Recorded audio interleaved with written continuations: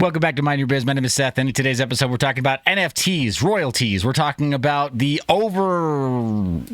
heavy hand of regulation coming from the U.S. Treasury with their sanction list of Tornado Cash. We're talking about the knock-on effects of the Tornado Cash sanctions, and we're talking about the stablecoin situation, or should we call it unstables? I don't know. You decide in just a second after the jump.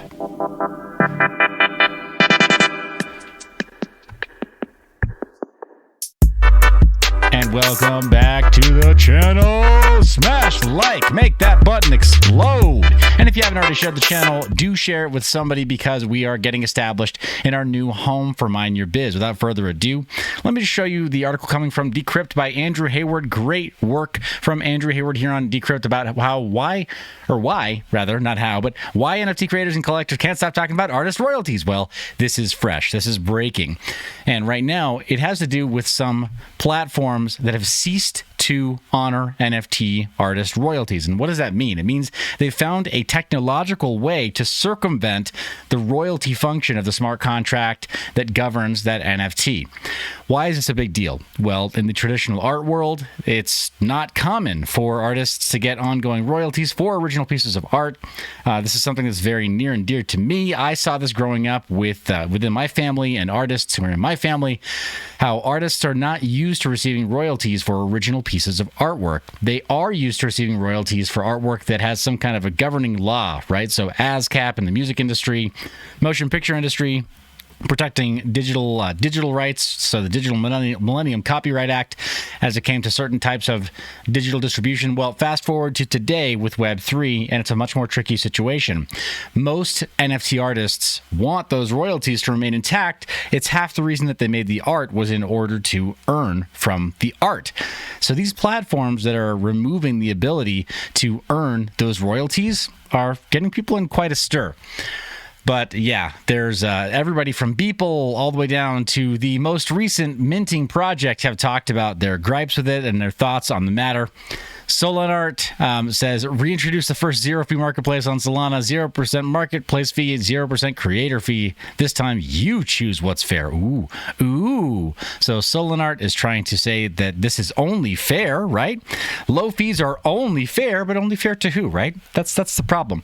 Artists go out of their way to make this art. In some cases, it's value-added. In some cases, it has extra utility injected. In some cases, it's your ticket to go to a place. So if you bought that ticket, well, the original sale goes to the issuing authority, so they might not need royalties there. But you see where I'm going with this, right? It's not actually the marketplace's job to decide whether or not the artist gets a royalty. That is not how it works in retail. That is not how it works in any other market at all. If you create something that goes to the supermarket, for example, they have to buy it from you wholesale. Your margin is already covered. You're never going to buy anything from the supermarket or from the grocery store that doesn't allow for the original creator to earn money. And it should be the same in art, don't you think? I think so. I don't think that a marketplace gets to decide what is fair. But Claire Silver says, it's not about feelings. We're building the first blocks of what will become digital civilization. We aren't here to recreate old systems. And Matt Medved said more bluntly, 0% royalties are a non-starter. We're not going back to Web 2 BS. Scrolling on down. So it's only a debate because current royalties are not enforceable on chain with the current NFT standards. Royalties can be set by creators in their smart contracts, the code that powers the NFT, and most of the largest marketplaces honor them, but there are ways to get around those settings, and it's clear that pseudo AMM from SudoSwap is one of the biggest rivals in that space. They're causing the biggest issue. And scroll on down, you got Frankie33.3 saying NFT royalties shouldn't exist because it's the right thing to do. It's simply the best alignment of incentives between founders and holders right now. Saying no to creator royalties will result in only projects with VC funding to be able to develop anything continuously, cutting out a large percent of the population due to the implicit bias that exists within the VC world. That's the creator of Deadfellas weighing in on this topic as well. And then Beeple kind of jumped in and said, we can talk in circles about how things should or shouldn't be, but that is what it will still come down to in the end. F over your collectors by oversupplying and not supporting. Best of luck.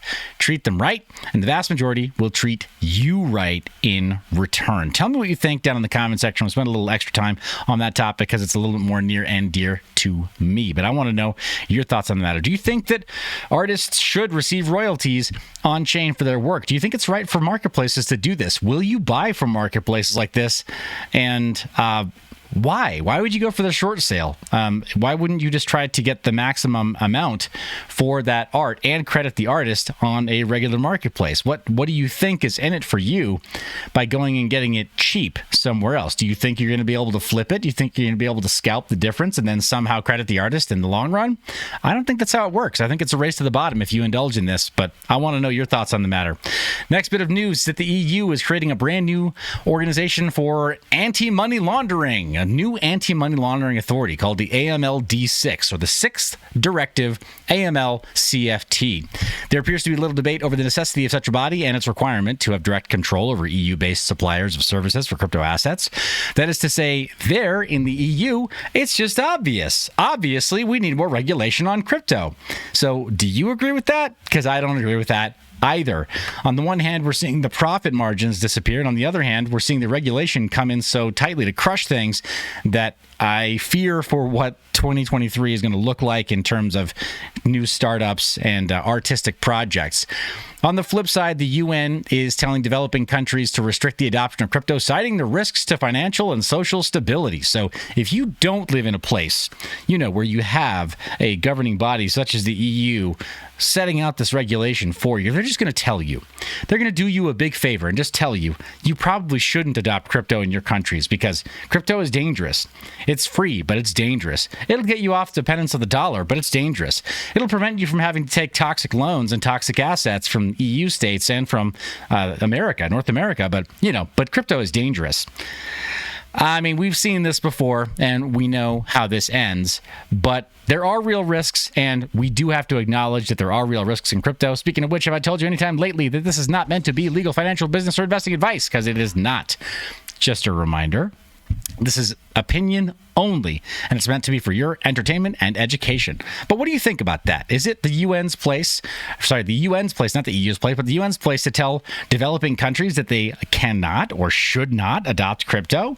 What do you think the knock-on effects of that will be? Yeah, don't adopt crypto yet. Let all the VCs and the major corporations like BlackRock come in and buy it all first, and then let them sell it to you. Or better still, let them loan it to you the way we've been loaning you dollars, euros, and pounds for so many decades. Let's see how that turns out instead. Give us a chance to try that out first.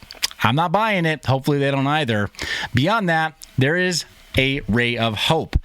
Latino America's largest investment bank, BTG Pactual, launches Bitcoin crypto exchange. This is very good news for them.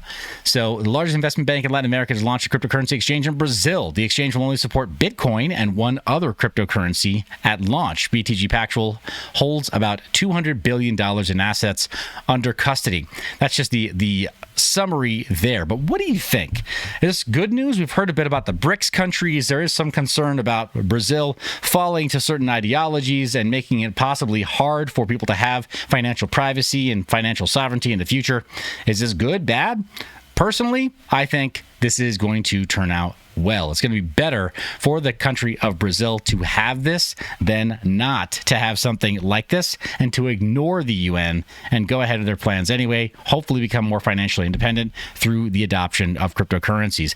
The EFF, shout out to the homie Jason Nelson writing over Decrypt. The EFF is weighing in on the issue with Tornado Cash. That's right. They are deeply concerned about the Tornado Cash ban, and they say that their regulators overstepped in sanctioning the Bitcoin mixer.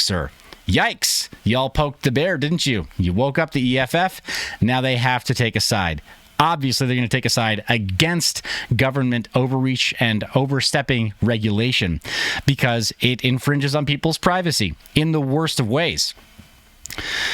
Let's see their quote exactly. They say the EFF is deeply concerned that the U.S. Treasury Department has included an open source computer project, Tornado Cash, on its list of sanctioned individuals. Tornado Cash is an open source software project and website that published a decentralized cryptocurrency mixer.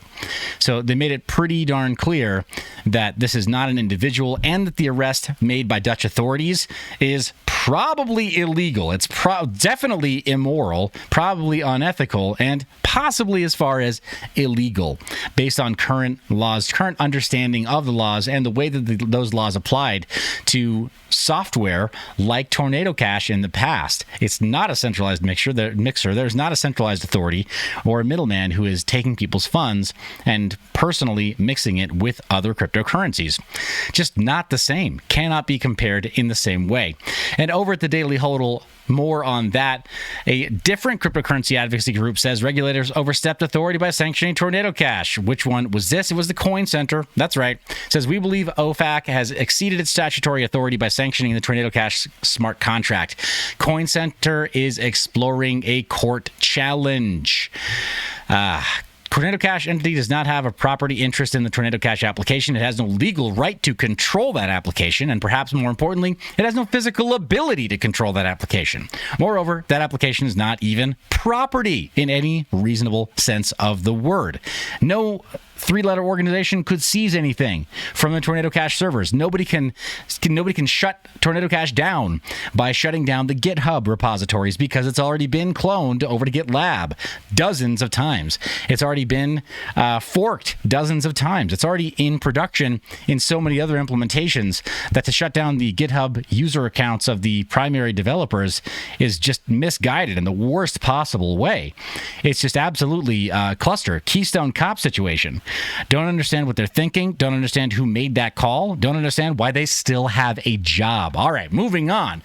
Coin Center, of course, continuing over on Crypto Potato. Coin Center it's making top headlines that they are considering bringing legal action against OFAC for those sanctions. I sincerely hope they're able to raise the funds to do so, and I sincerely hope that their action yields a result. They say we intend to work with other digital rights advocates to pursue administrative relief. We are also now exploring bringing a challenge to this action in court. I hope that works. I really sincerely do. Godspeed to the folks over at Coin Center. I hope you're able to assist the Tornado Cash developers, and you're able to help the community more broadly get back to something that is common sense, because this week has been crazy. It's been absolutely crazy. I've been in disbelief all week. Here I am just reading the news, but in disbelief.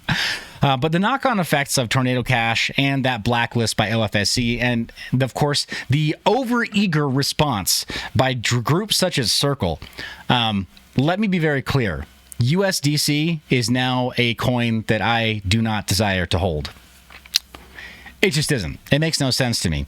They were so quick to lock up some of their own supply in an effort to appear to do the right thing, rather appear to do the legal and ethical thing, that they forgot to do the moral and right thing, which is to stand behind these developers. Circle, Coinbase, USDC, shame on you. You're going to get what markets give to groups like you that have no spine, and that have no real sense of what the crypto ethos actually is. You're clearly just here for some other reason. U.S. Treasury pressure ideologically separates MakerDAO community. Why are we going here? Because the MakerDAO community, MakerDAO, the creators of the DAI stablecoin, has USDC in the Treasury as part of the backing for the DAI stablecoin. This is problematic. We've talked about this before on the channel.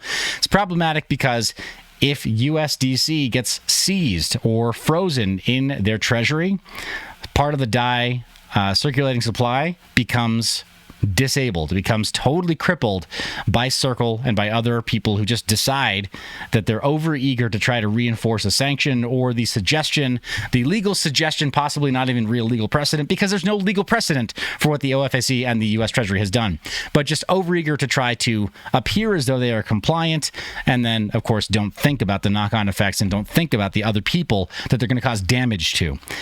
So MakerDAO has to do something, right? They have to do something.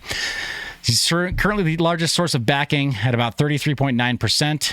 3.5 billion USDC into Ether is likely an open invitation to hackers.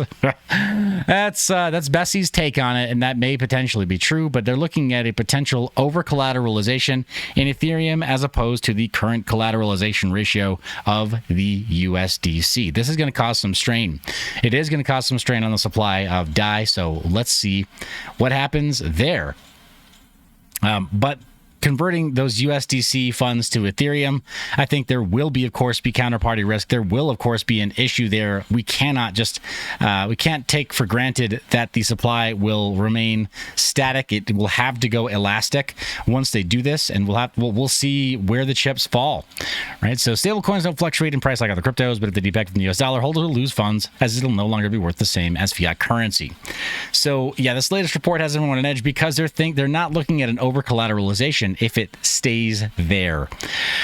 Let's see. Vitalik weighed in and said non-ETH collateral should be allowed to exceed 20% of the total. Now, yeah, that may.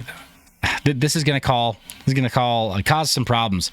Vitalik said it's a bad idea, right? As far as the amount, I am going to agree with Vitalik on this one. He's not perfect, right? He's not a tech prophet, but he's got a pretty decent track record, and I think his math is not wrong on this one.